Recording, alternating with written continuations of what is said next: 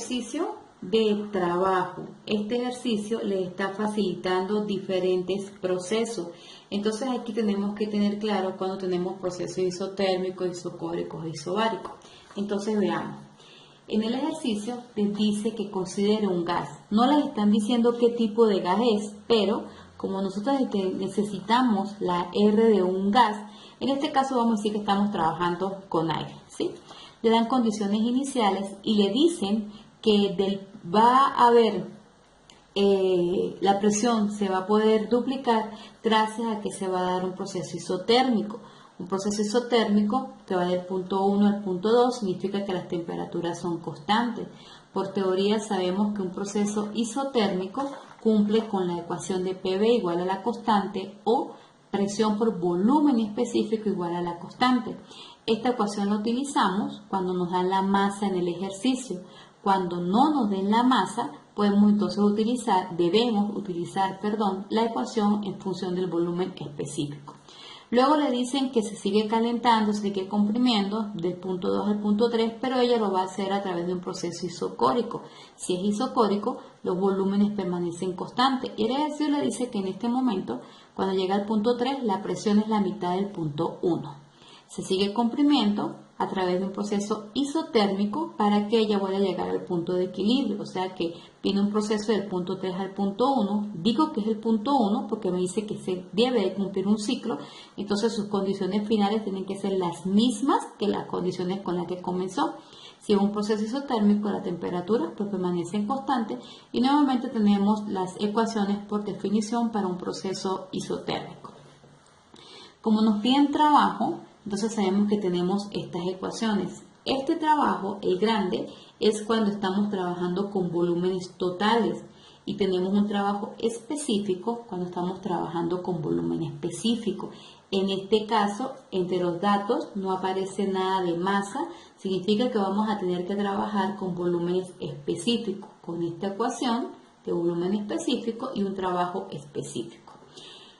Como yo necesito ilustrar el proceso y ver qué es igual y qué es diferente, pues simplemente hago un diagrama PV. Entonces, del punto 1 al punto 2 se cumple un proceso isotérmico, aquí una curva leve. Del punto 2 al punto 3 se cumple un proceso isocórico, el volumen constante. Y del punto 3 al punto 1 regresamos a través de un proceso isotérmico.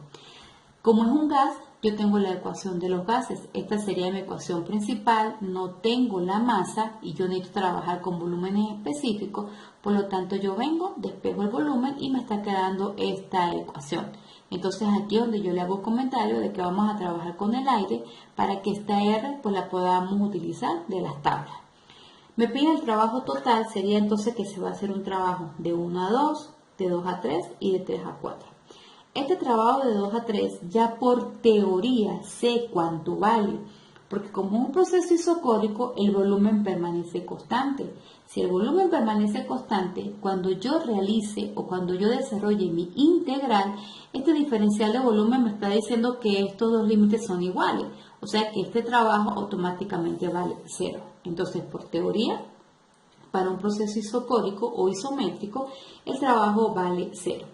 El trabajo de 1,2 y el trabajo de 3,1, el ejercicio les dice que son a través de procesos isotérmicos. Perfecto. Colocamos mi ecuación, vamos a hacer primero el trabajo de 1 a 2, la integral, y esta presión yo no puedo colocar que sea el valor que me están dando. Yo tengo que colocar es la expresión del proceso que se está cumpliendo. Y como un proceso isotérmico, esta sería mi ecuación. Por lo tanto, yo despejo mi presión y la presión la sustituyo en la integral a lo que yo saque mi constante y yo integre el diferencial de volumen con respecto al volumen. Aquí me va a quedar un logaritmo natural del volumen específico. Conocemos estos valores, los conocemos o los podemos conocer porque con la ayuda de la ecuación de gases ideales, pues yo puedo calcular estos valores. El problema de repente dirá, ¿cómo hago para calcular esa constante? Ok, señores, si la expresión de un proceso isotérmico me dice que es PV igual a la constante, esto es que yo lo coloque de esta manera. Arranco la primera expresión es con respecto al punto que estoy iniciando el proceso, en este caso sería el punto 1. Lo voy a igualar al punto donde llegué, que sería el punto 2. Según la ecuación, el segundo término es mi constante. Entonces, ¿qué significa? Que la constante viene a ser este término, el segundo, que sería la presión 2 por el volumen específico 2. Todo esto lo puedo calcular, por lo tanto puedo calcular el trabajo de 1 hasta 2. Y lo mismo va a pasar con el trabajo de 3 hasta 1. Es un proceso isotérmico. Ya sé que para el proceso isotérmico voy a tener esta ecuación y los límites de integración serían ahora desde el punto 3 hasta el punto 1. Nuevamente, esta constante, ¿de dónde la voy a calcular? De mi ecuación PV igual a la constante. Salí del punto 3, P3, P3, y voy a llegar al punto 1, P1, V1. Entonces, ¿cuánto vale mi constante? P1 por V1. ¿Cómo vamos a hacer para calcular los límites de integración? Muy sencillo. Si yo tengo esta ecuación, yo sé que se la puedo aplicar a todos los términos.